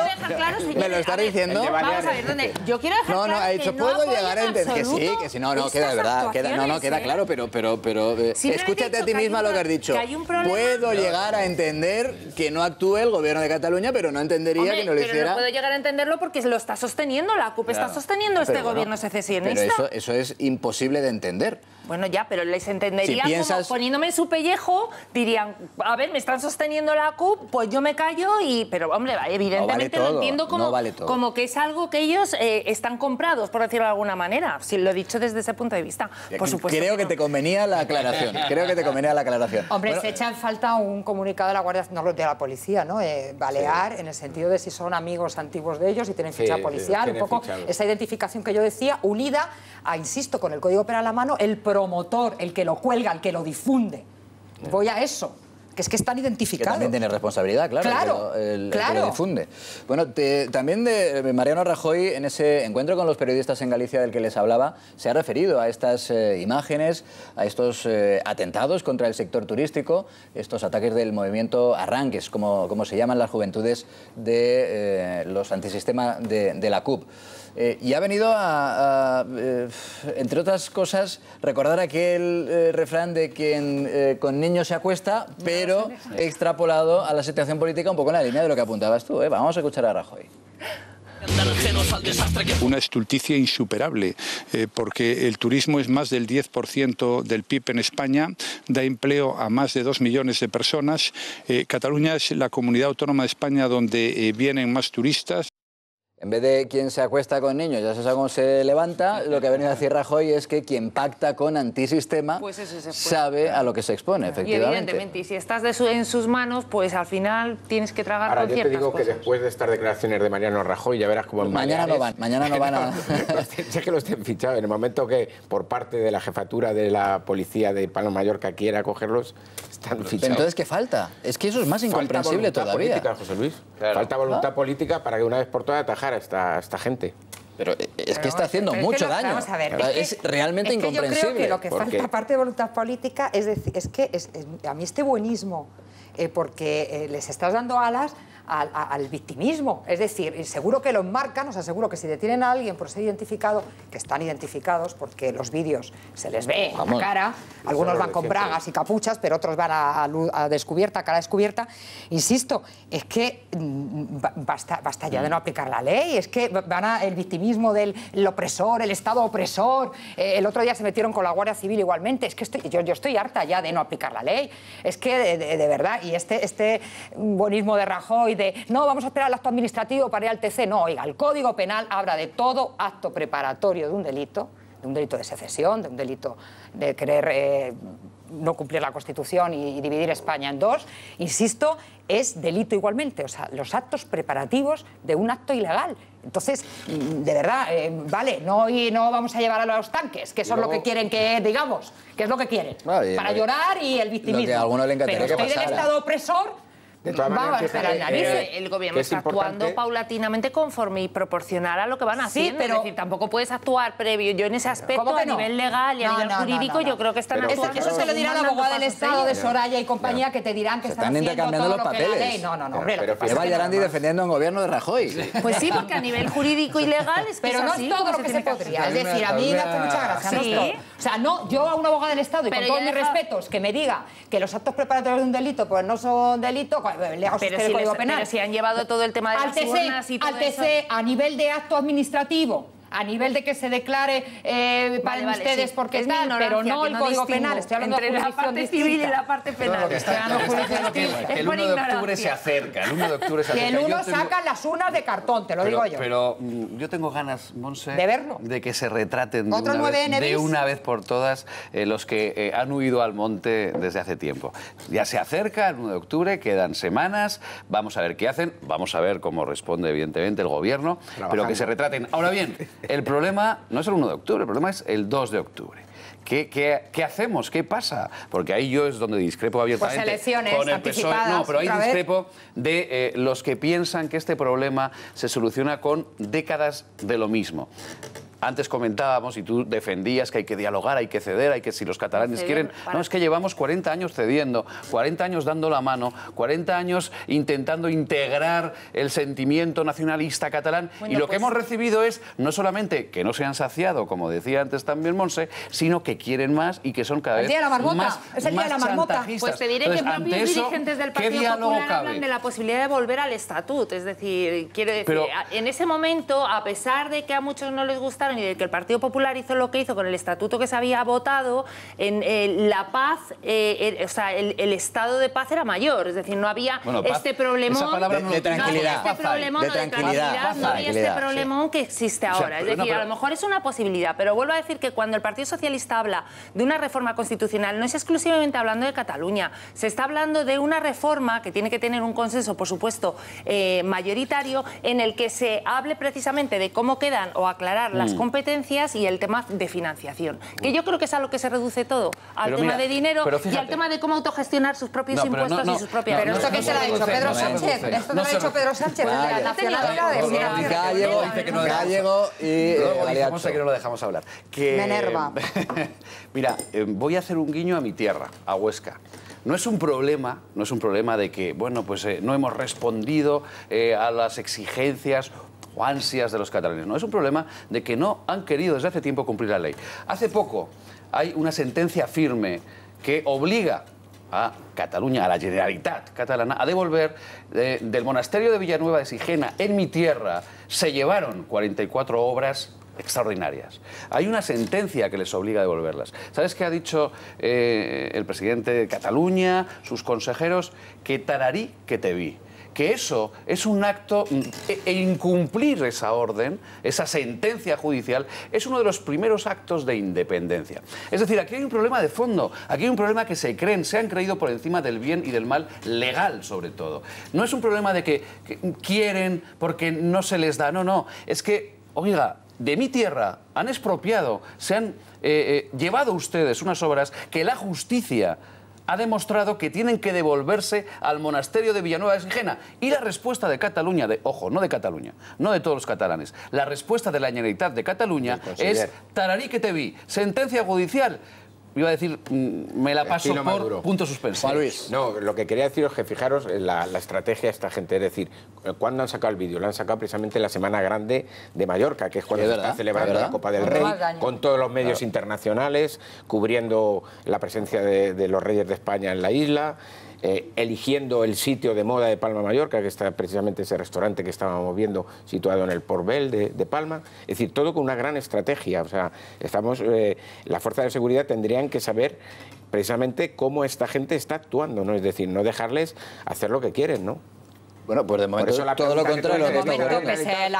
Vas a decir que es pertinente la pregunta, espero, ¿no? Sí, por eso te digo, claro, es pertinente. Pues no, que llame la policía de allí, que qué está haciendo. Es que pese al acto de visualización, pese a saber qué es Arranz, pese a tener estatutos y saber quién es el organizador, el promotor y el que cuelga los vídeos, pese a ser amigos antiguos de la policía o no, pues que nos digan algo más. ¿Y las víctimas podrían tomar medidas? Hombre, si a una persona se le ha tirado por ejemplo, el dueño del restaurante, ¿no? Hombre, el dueño del restaurante, sí, claro, el dueño de ese pequeño barco, ahora o mediano barco que estamos viendo. Sí, claro, es perjudicado. Obviamente es el que... No, es más, es que el delito de daños materiales solo se requiere, efectivamente, la denuncia del perjudicado. Un turista que se sienta agredido. Un turista que se sienta agredido, que le haya dado un ataque de ansiedad. Sí, a ver si hace alguien algo. A ver si con una denuncia hace alguien algo. Pero fíjate, todo es lo mismo. Que se cumpla la ley, que se cumpla la regulación, que se cumpla... Es de sentido común. Ya, pero ellos dicen que es desobediencia civil, no incumplimiento de la ley. Es que estamos con el SAT, todas estas movidas son iguales, es que son iguales. Pero ¿qué es lo que dicen ellos? El que trabaja la tierra es del que la trabaja. La clase social, es que estoy harta, es que volvemos para atrás. El problema de fondo es que la ley... Está abordando la noche. Está abordando la noche. Pobre mía. No, pero es igual, es que es igual. La desobediencia civil... Bueno, que son las 12 de la noche menos 20 minutos. Es tardísimo. Oye, tenemos que hablar todavía de la decisión que ha tomado el gobierno. Dice que un poco a regañadientes y por una cuestión política de cerrar la central nuclear de Garoña. Ojo con esto de quitarnos poco a poco todas las nucleares y luego quejarnos de que sube la luz. Porque es incompatible. Pues o puede ser Bueno, así ya nos quedamos tú y yo más tranquilos, los dos. Es un tema que controlo más, fíjate. Y luego tenemos que hablar también de 222 millones de euros que se va a llevar... ¿Alguien vale 222 millones? Bueno, los jeques estos de Qatar creen que Neymar los vale. 222, también os digo, también os digo, vosotros sois tan extraordinarios contertulios que vamos a poner cláusula de rescisión millonaria. Ojalá. Oye, si cuela, cuela, ¿no? Si cuela, cuela. Ahora lo comentamos. Energía nuclear. El debate todavía no está en energía nuclear sí, energía nuclear no. O tal vez es la dirección en la que va el debate después de que, como decíamos, el gobierno haya tomado una decisión que ellos mismos reconocen que ha sido controvertida y que han tomado más, insisto, es la explicación del ministro de Energía, han tomado más por cuestiones, decía, políticas, por presiones, más que por cuestiones, por presiones políticas, más que por consideraciones técnicas. La decisión es la de cerrar esa central nuclear de Garoña. Una primera valoración, Galiacho, que te veo que estás muy interesado. Creo que aquí el ministro Nadal se ha quedado solo que la una, vamos. Yo creo que por parte de Endesa, por parte de Iberdrola, por parte del PNV, por parte de las diputaciones, pues prácticamente... Unanimidad en torno al que se cerrara. Y ante todo no tenía otra solución más que decir, cierro. Y en eso yo creo que le ha ganado la mano al PSOE, porque el 2 de agosto cerrar Garoña, cuando se lo iba a pedir la oposición y cuando el PSOE iba a hacer bandera precisamente eso, yo creo que ahí... Esa es la explicación que se cayó el ministro cuando dijo lo de las presiones políticas. La presión era esa. Antes de que se apunte el tanto del Partido Socialista en el Congreso de obligarnos a cerrar la central de Garoña, decimos nosotros que la cerramos. El PNV ha tenido mucho que ver ahí, ¿eh? También el PNV y la negociación de los presupuestos. En todo caso, vamos a escuchar los argumentos de unos y de otros y de inmediato también lo debatimos. Cristina. Sí, José Luis. Vamos a repasar cuáles quedan en nuestro país en activo tras ese cierre de Garoña. En este momento España tiene un total de 8 centrales nucleares en la península y tras el cierre de la de Burgos hay otras 2 que están en proceso de desmantelamiento. Es el caso, como van a ver ahora ustedes en el mapa, de Vandellós 2, ubicada en Tarragona, ahí lo ven, y la siguiente, la de Zorita. Estas 2 en proceso de desmantelamiento, como decimos, y fueron construidas en 1987 y en 1988. Pero también el resto funcionan y ofrecen energía diariamente. Como podemos apreciar en el mapa, vemos las 2 de Almaraz, en Cáceres, la de Trillo, también en Guadalajara, y las 2 de Ascó, en Tarragona. También la de Vandellós 1 y la de Confrentes, en Valencia. Todas ellas también fueron construidas en los años 80. Pero, José Luis, hay que tener en cuenta que el desmantelamiento de una central nuclear nos llevará al menos 15 años, como sucede con la de Garoña. Claro, lo mismo que sucedería si planteáramos la posibilidad contraria. Una central nuclear no se construye de la noche a la mañana. Tardas una década en poder instalar una central nuclear que, por cierto, es en lo que están nuestros vecinos del norte, sí, en construir centrales nucleares. Francia está empezando en un 80% que depende su energía, está empezando energía que le compramos, por cierto. Vamos a ver, el problema es hacer un plan estratégico, no es decir, ahora mismo ya me dedico a cerrar centrales nucleares porque entonces evidentemente el caos va a ser absoluto. Pero es evidente que después de la reunión del tratado que se firmó en París, donde se está intentando cuidar de nuestro medio ambiente, lo que está claro es que se llegó al acuerdo de crear un plan estratégico por parte de cada país de cara a que al 2030 se vayan cerrando paulatinamente esas centrales nucleares que van cumpliendo, se van acercando a los 40 años de vida y las sustituyendo por la introducción de energías renovables. ¿Qué es lo que ha ocurrido con el Partido Popular? Que justamente a las energías renovables las ha castigado muy duramente y al propio autoconsumo y a la creación de energía renovable. Entonces, cuando se dicen, ¿es que ahora cerrar centrales nos va a encarecer el recibo? Pues mire, no, porque depende de una cosa muy clara. Cuando tú no mañana, subasta, pero luego mañana no. No, pero cuando tú metes en una subasta, que esto la gente lo debe saber, metes por un lado renovables, nuclear, carbón y gas, que se supone que el precio debería de ser una ponderación, pues resulta que no, que quien marca el precio es el más caro. Si tú quitas la parte nuclear, pues tendrás que introducir energías más baratas como la renovable e intentar evitar el gas. Es decir, que todo se puede manejar de manera que el recibo vamos por partes. Y la primera, no entiendo nada. No, es realmente complicado. Efectivamente, lo de la cesta energética es muy complicada. Se resume en que debemos un pastón. Si se quiere evitar la subida del recibo, se puede evitar. Pero antes de entrar en si puede o no afectar en el medio plazo, no en el corto, pero en el medio plazo al recibo, vamos a ver las consecuencias, las primeras consecuencias que puede tener una decisión que es en lo que nos estábamos centrando para el debate, la decisión de cerrar la central de Garoña. Hay una primera consecuencia y es que se van a perder empleos. La central nuclear de Garoña daba aproximadamente, creo que es 1 millar de empleos en la zona. No me desmentirá, espero, nuestro invitado al que tenemos por teléfono, César Rico Ruiz, que es el presidente de la Diputación de Burgos, al que damos la bienvenida. Buenas noches, César. Buenas noches. Hablamos de un millar, ¿no? De unos 1.000 empleos aproximadamente. Sí, así es, entre empleos directos e indirectos, ¿no? Pues no solamente las personas que se dedican directamente al trabajo ordinario en la central, sino todas aquellas personas que dependen de empresas que apoyan el trabajo diario de la central, ¿no? ¿Qué es lo que nos preocupa a nosotros y por lo que hemos intentado trabajar por el mantenimiento, entre otras cosas, que supongo que saldrán en el debate, para el mantenimiento de la central nuclear de Garoña? 1 millar de empleos que en el plazo de 10 años como máximo se van a perder. Pues sí, yo recuerdo, y por eso discrepamos, ¿no?, desde el Partido Popular de Burgos, y estamos decepcionados con la decisión que se ha tomado por el Ministerio de Industria, porque así mismo estábamos en contra de la decisión del gobierno de Rodríguez Zapatero de cerrar unilateralmente Garoña. Y yo me acuerdo, porque a Garoña no hay alternativa. Sí, esos 1.000 puestos de trabajo no tienen alternativa de creación de otras empresas que generen esa actividad económica, esa actividad empresarial. Y yo me acuerdo que el señor Chávez, este ministro plenipotenciario socialista que vino a Miranda cuando Rodríguez Zapatero cerró políticamente Garoña y vino a Burgos a explicar los planes alternativos. Garoña está cerrada desde ese momento y no ha habido absolutamente ningún movimiento para generar una actividad económica alternativa a Garoña. Y es que el que conozca esa zona, esa comarca de Merindades, de Miranda, es muy complicado buscar una alternativa empresarial a una central como es Garoña, que crea un empleo seguro, un empleo de calidad, ¿no? Y lo que nosotros estamos decepcionados con el gobierno, y estoy hablando desde el Partido Popular, decepcionado con una decisión de un ministro del Partido Popular, ¿no? Decepcionado. Es su propio partido. Sí, porque es una decisión política, es decir, porque nos hacemos cómplices de lo que nosotros hemos denunciado cuando cerró Rodríguez Zapatero la central. Es decir, la central se cerró, no está operativa, se pidió una prórroga y evidentemente nosotros estábamos a favor del mantenimiento de Garoña siempre y cuando la primera premisa, el informe favorable del Consejo de Seguridad Nuclear, circunstancia que se ha producido.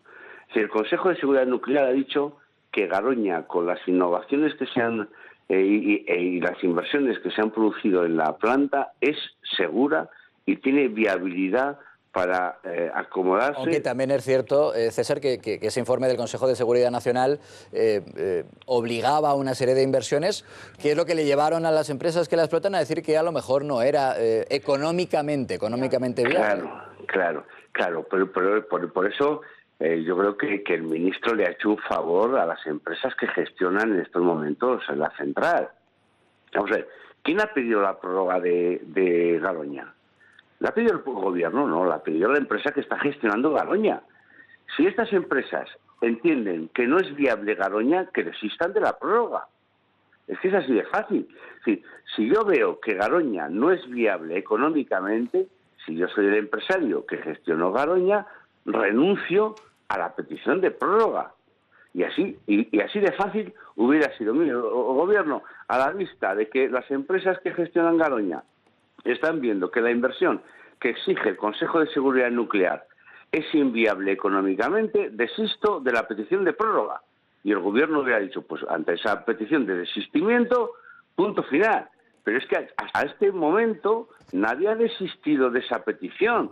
Por lo tanto, las empresas que están al cargo de Nuclenor, que es Endesa e Iberdrola, entienden que es viable. Y si no, ¿a qué están jugando esas dos empresas? Permítame, ¿Se entienden? Permítame, César, que incorporemos también al debate a Emilio Méndez, es el portavoz de Ecologistas en Acción. Bienvenido, muy buenas noches. Gracias. Ustedes, no solo en el caso de Garoña, ustedes se han manifestado en contra de la energía nuclear, pero ya que nos estamos centrando en esta central en concreto, ¿ustedes creen que no era viable mantenerla activa?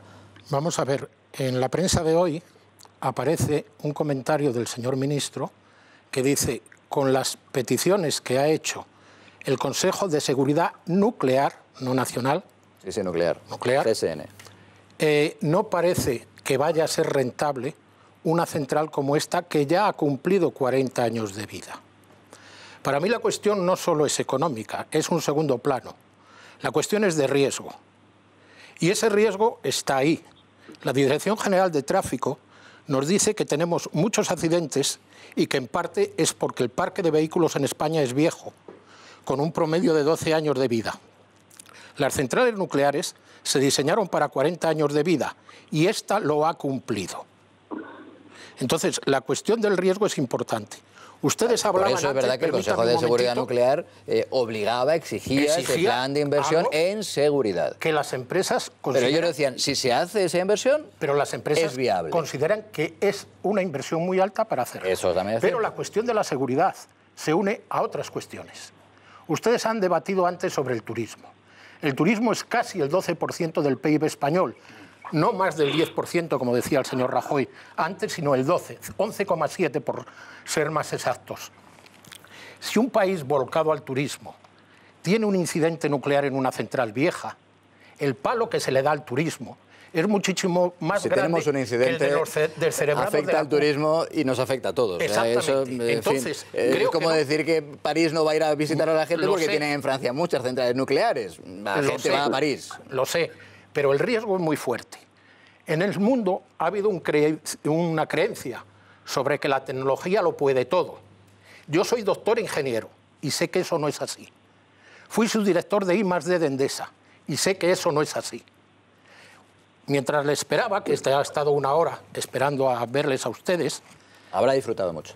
Sí, señor. Espero. He tomado esta revista de ustedes, Mundo Cristiano, con un artículo en el cual se dice: el transhumanismo trata de sacralizar el poder de la ciencia y la tecnología, movido por intereses económicos sin reparar en las consecuencias que puede afectar al hombre. Supongo que algo le suena, y a la gente que se mueve en el mundo nuclear le debe de sonar bastante. Que una potencia tecnológica como Japón haya tenido el accidente de Fukushima no es para tomárselo en broma. Y Garoña tiene 40 años. Las demás centrales van a cumplir 40 años. El problema es que el señor Rico, al cual me preocupa mucho lo que dice, porque le doy la razón en la preocupación... El millar de empleos, ¿verdad? El millar de empleos, y ahora hablaremos de ello.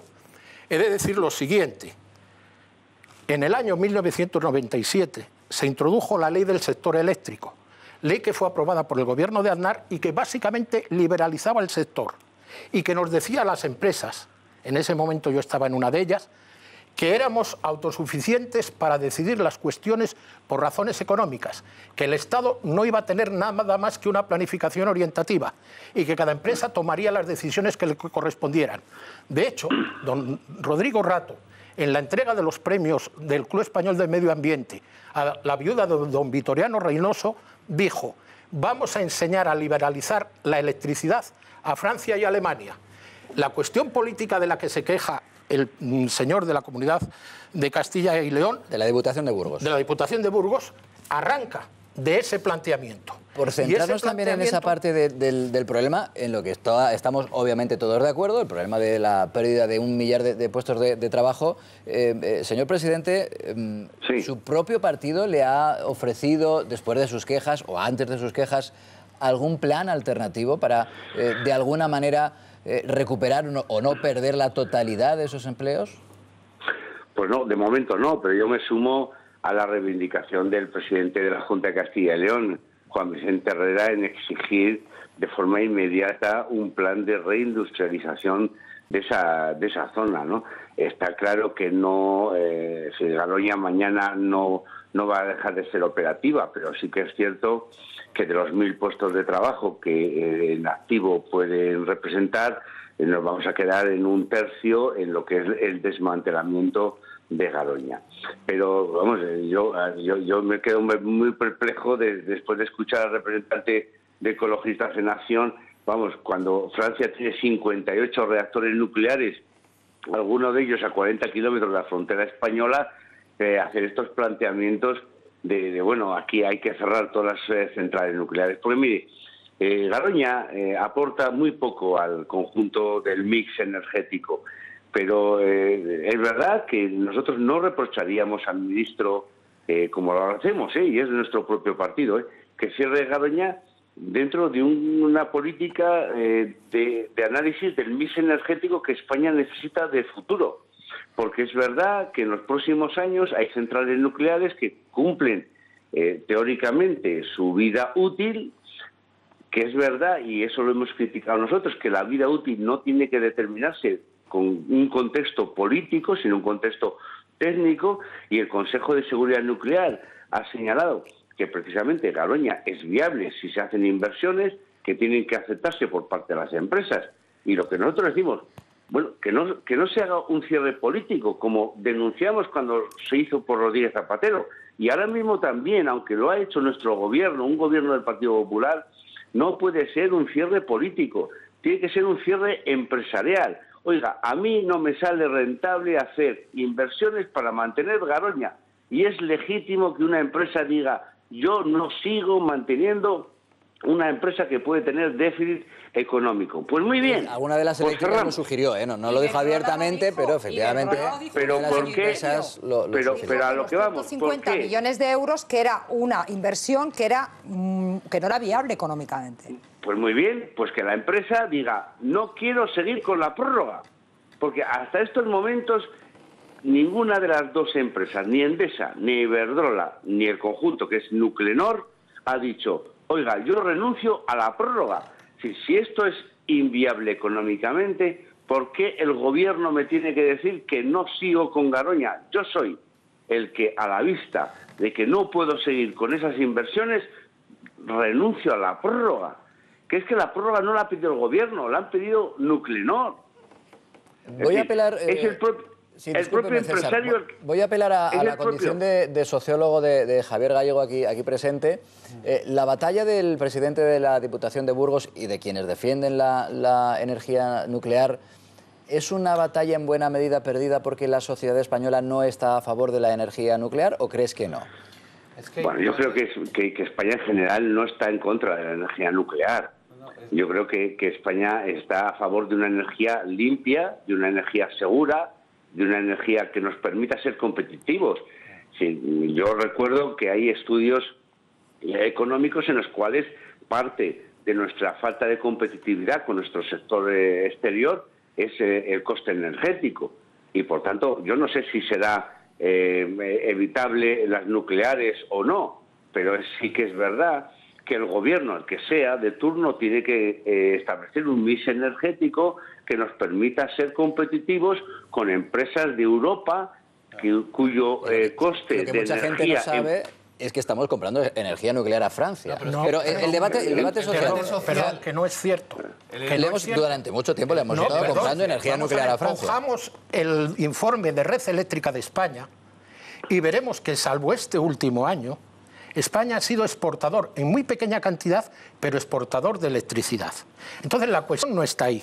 Y si me permiten, y tuvieran una pizarra, haríamos unos números de por qué las empresas en las cuales, ya le he dicho que me he movido, saben que el coste de generar con eólica ya es más barato que el generar con nuclear. Y se lo quiero explicar. Antes quisiera decir al señor Rico que el parón a la eólica que introdujo el gobierno del Partido Popular estuvo a punto de cerrar una extraordinaria industria que hay en Aranda de Duero, que se ve al ir por la Nacional 1, que es una empresa de calderería que hace torres para campos eólicos y que estuvo a punto de cerrar.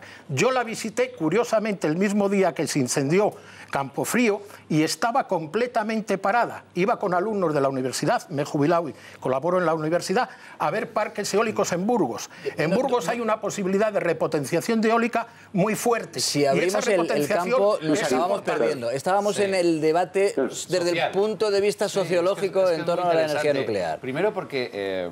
todo depende, como en cualquier encuesta, de la pregunta que se formule. Claro, todos queremos un mundo donde viva todo el mundo en paz y amor. Pero si se hace una pregunta, ¿usted está en contra de las nucleares y a favor de las energías renovables que son más baratas y limpias? ¿Qué va a votar la gente? Evidentemente va a estar a favor. Ahora, si la repercusión de suprimir la energía nuclear en España encarece su recibo de la luz, cuando al mismo tiempo se demuestra que es segura, no hay una conciencia social en España abiertamente antinuclear. Pero porque no ha habido una política energética a largo plazo. No, si hablamos todos a la vez, no nos entendemos. De manera que, como estoy al borde de entrar en colapso, sí, has terminado. Javier Gallego ha dejado muy claro el titular. Tú has escogido antes una frase de Monse, aquella de, ¿cuál era? La frase de autoridad. Hemos creado un monstruo. Yo me quedo ahora, siguiendo tu misma estrategia, con una frase. ¿No crees que haya un rechazo per se en la sociedad mayoritario a la energía nuclear? Gracias a Emilio Méndez, que es portavoz de Ecologistas en Acción, y también a César Rico Ruiz, que es presidente de la Diputación de Burgos. La verdad que el debate da para mucho. Lo próximo es otro debate también que yo creo que da para consideraciones incluso más allá de lo económico, hasta éticas. ¿Se puede pagar 222 millones de euros por un jugador? Ahora damos algunas respuestas. Déjame decir.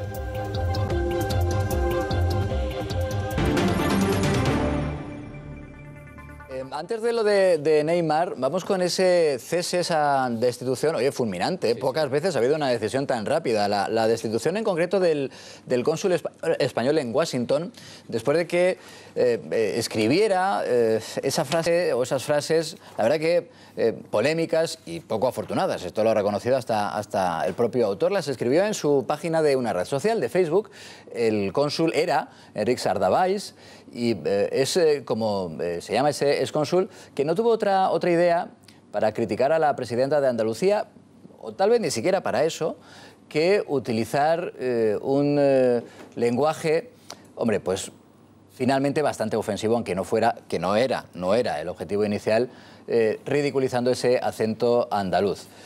Hemos hecho una recreación, creo que la podemos escuchar con las palabras escritas por el excónsul y que tan mal sentaron de inmediato a la presidenta de Andalucía. Vamos a escucharlo.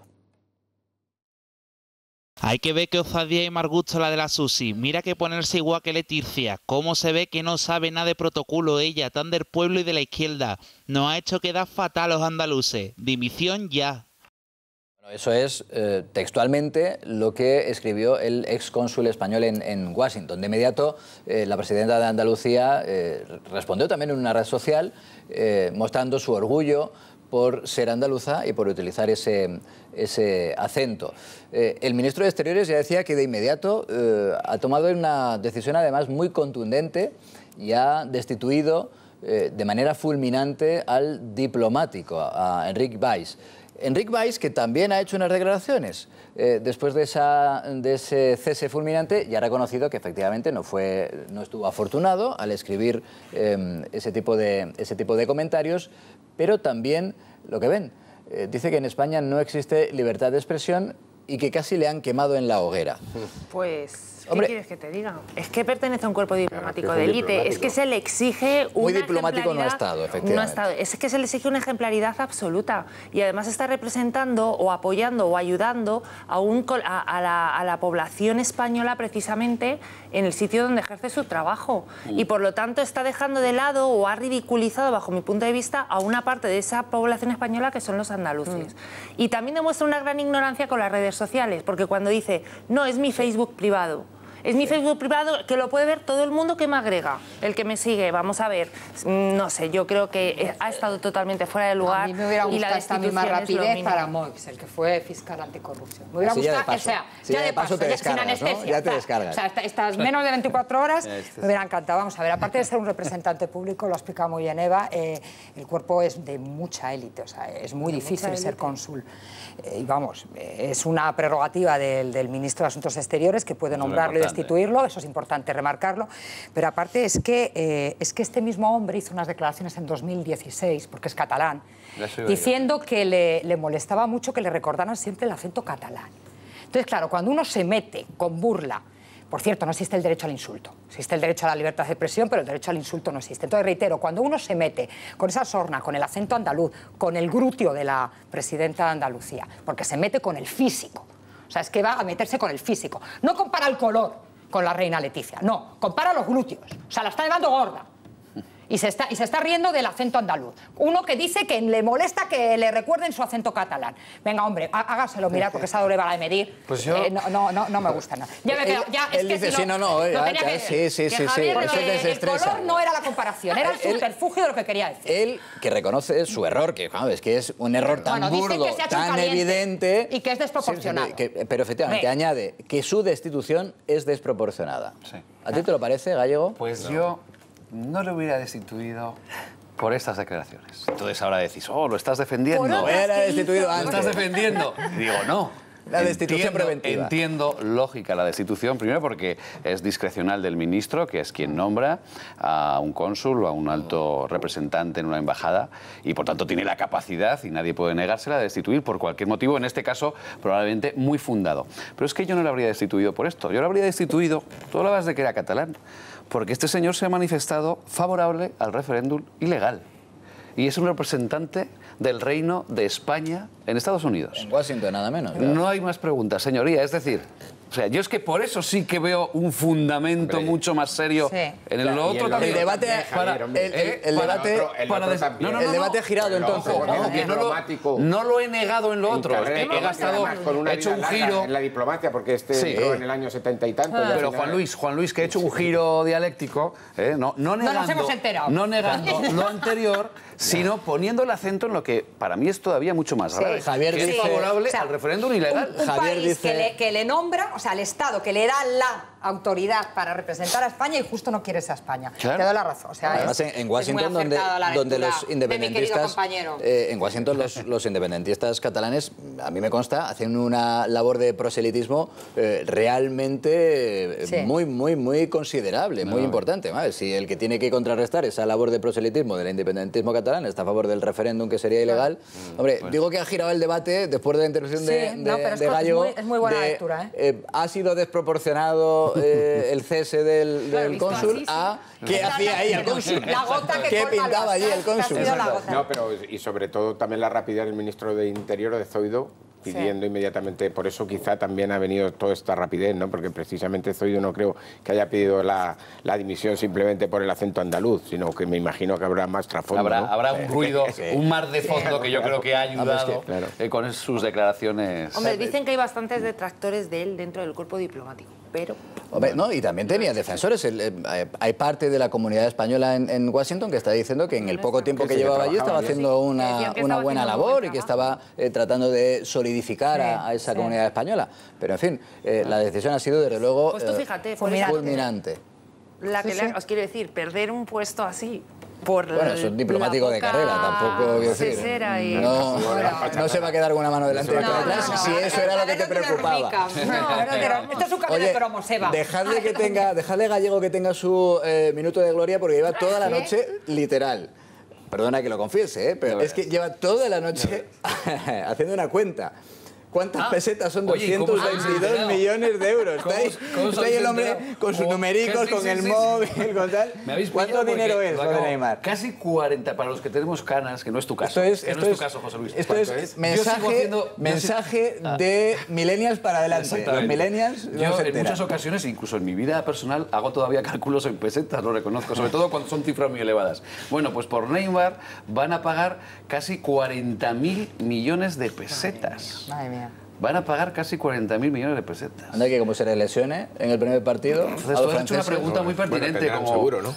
José, has hecho una pregunta muy pertinente en cuanto hay un ser humano que merece que se pague esto cuando hay, oye, científicos, médicos salvando vidas. Es un interesante debate de fondo, ¿no? Hay gente que está salvando vidas, investigando calladamente en laboratorios por una medicina que puede salvar a millones de personas y con unos sueldos X. Y en cambio hay personalidades públicas que lo creamos nosotros, todo esto lo creamos, este negocio lo creamos nosotros como sociedad, por los que pagamos 40.000 millones de pesetas para que se vaya de un club a otro, no por otra cosa. Sí. Simplemente por eso. Luego ya vendrá su sueldo, la publicidad que genera, el negocio que hay detrás. Pero eso nos debería hacer reflexionar como sociedad. Por eso decía que el debate trasciende del fichaje de Neymar, trasciende lo deportivo, trasciende lo económico y entra ya en lo ético. En lo ético. Pero fíjate que creo que van a hacer la presentación en la Torre Eiffel, ¿no? Sí, por todo lo alto, muy emblemático. Por todo lo alto, o sea, fíjate... Los franceses también, como están respondiendo ante la llegada de Neymar. No solo culpemos a la sociedad española de precisamente sociedad en general, sino sociedad la francesa, imagínate, recogiendo a este... Bueno, la Hacienda francesa se frota las manos. Creo que en Le Figaro hoy salía diciendo que 300 millones para el fisco francés, que es lo que augura más o menos en el lustro. A ver si lo pagan. En los 5 años de vigencia. Esa es la esperanza de que pague lo que le toque. Pero él y su padre, que es su representante, que también la lía parda cada vez que ahora que dices eso, el que también hará caja será Montoro, porque los 222 millones de euros vienen de Francia a España. Correcto. Bueno, pero al margen de eso, o sea, si los franceses dejan sus 222 millones de cláusula de rescisión, claro, eso entra en un club español y ahí está poniendo la mano también vamos a ver, el fenómeno que supone el fútbol, que defraudadores a Hacienda, de la talla de, bueno, ahora se está viendo a Ronaldo o Messi y tal, Y la sociedad... El caso de Ronaldo es presunto los defiende. Todavía. Bueno, es presunto, es verdad. Pero la sociedad al final, la gente aficionada al fútbol, de alguna manera como que es muy benevolente con ese tipo de... Cada vez menos, cuando, Cada vez menos, cuando se les sugiere algún tipo de... Imagínate que tuvieran que ir a la cárcel. ¿Tú te imaginas que fuera a la cárcel por fraude cuando yo digo fiscal, cada vez menos, algún tipo de... Acuérdate, cuando declaró Messi, eso es, cuando declaró Messi, hubo gente que fue Messi, tal, estaba allí todo el mundo. Cuando declaró Ronaldo no pasó, no pasó. Nadie fue a aclamar a Ronaldo en ese momento. Habría de darse el caso de que alguno de ellos, alguno de estas grandes figuras, tuviera que ingresar en la cárcel por fraude fiscal, y yo te digo que España se revoluciona. Ronaldo no recule, Eva, y es absolutamente incomprensible. Ronaldo no recule, se la está echando un ordago. Yo te digo que la sociedad española saldría en manifestación en tromba para que no entrara un personaje. Que estamos diciendo que salvo que contrate tus servicios. Efectivamente, yo le voy a asesorar perfectamente. Contrate tus servicios. Puede acabar son 5 delitos fiscales, 5. O sea, no delito continuado, 5 que tienen una pena. Y se les siguen admirando, o sea, ya no solamente a nivel deportivo, y esa soberbia ante la juez. Son ídolos. Y la soberbia ante la juez. Estoy aquí porque soy Cristiano Ronaldo. Si fuera el tenderero, el frutero, no estaría, anda ya. Y la repercusión que tiene sobre todo en los chavales, en la gente joven. Todos quieren ser futbolistas. Claro, no, pero por eso yo creo que hay un añadido. Oye, que eso también me pasaba a mí cuando era niño. Y con mis hijos, quieren ser futbolistas. Y te aseguro que no se enteran de que se va a llevar 222 millones el Barça. Luis, las actitudes sociales de los iconos que ya eran los futbolistas de nuestra época, de hace décadas, con los iconos que son ahora y sus actitudes sociales. Eso por supuesto. Y lo que cobraban los de nuestra época con lo que cobran los de ahora.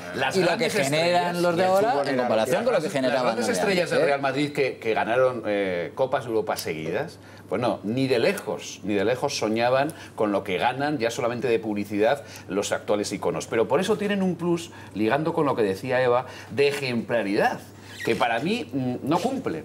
Es decir, arrastran tantas conductas, son conformadores de tantas personalidades, sobre todo de gente joven, que cualquier detalle suyo, bueno, es imitado instantáneamente en todo el mundo. Pero la sociedad es que haya gente que pagan el deporte, pero vamos. Pero estamos hablando que haya gente, incluso dentro del fútbol, que hasta justifique porque es de su club cierto comportamiento, eso es lo que ya yo no impropio, sino casi a veces ilegal de estos personajes públicos, a mí me parece preocupante. Pero aquí porque no todo vale. No todo vale porque sea de mi club de fútbol. Ya, Javier, pero aquí lo que tendríamos que analizar y pensar es si existe alguien que pague 222 millones por una persona, por un jugador. Existe. Eso es. Existe. Se ha comprobado que existe.